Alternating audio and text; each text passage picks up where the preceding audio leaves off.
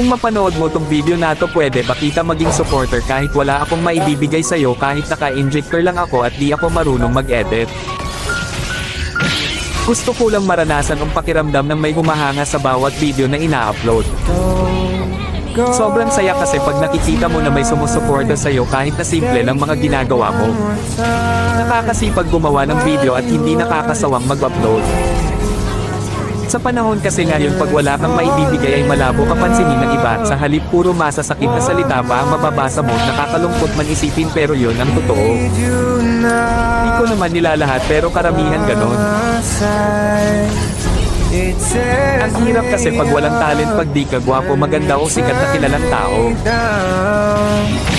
Ang hirap pag di ka mayaman.